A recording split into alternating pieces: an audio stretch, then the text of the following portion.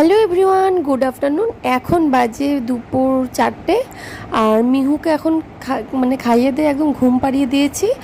আর এখন আমি যাব একটু শপিংয়ে আমার শাশুড়ি মায়ের জন্য পুজোর শাড়ি কিনতে। আর তার সঙ্গে কিছু যদি ভালো লাগে তাহলে আমার জন্য একটা শাড়ি নিয়ে নেব। এই যে মিহু ঘুমিয়ে গিয়েছে, আর এই রোদের মধ্যে ওকে নিব না, আমি এবার তৈরি হয়ে নেব। আমি রেডি হয়ে বেরিয়ে পড়েছি আমাদের পাড়াতেই, মানে এটা পাড়ার রাস্তা, এখানে সামনের থেকে এবার টোটো ধরে নিব।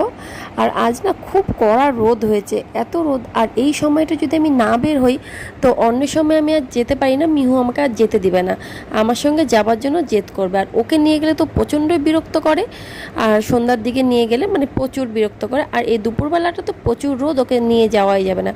গল্প করতে করতে আমি টোটো থেকে নেমেও পড়লাম, চলে এসেছি আমি প্রায়। আমাদের এখানে একটা নতুন দোকান খুলেছে, আঁচল শাড়ি সেন্টার। আমি সেখানে গিয়েছিলাম, খুব মোবাইলে অ্যাড দেখছি, তো আমি ফার্স্ট টাইম গেলাম। গিয়ে আমার অভিজ্ঞতা নট ব্যাড, তবে অনলাইনে যেই সব প্রোডাক্ট বেশি পাওয়া যায় সেই ধরনেরই আছে। তো আমি দুটো শাড়ি কিনে নিয়েছি, নিয়ে আমি টোটোতে উঠে গিয়েছি এবং বাড়ির কাছেও প্রায় চলে এসেছি।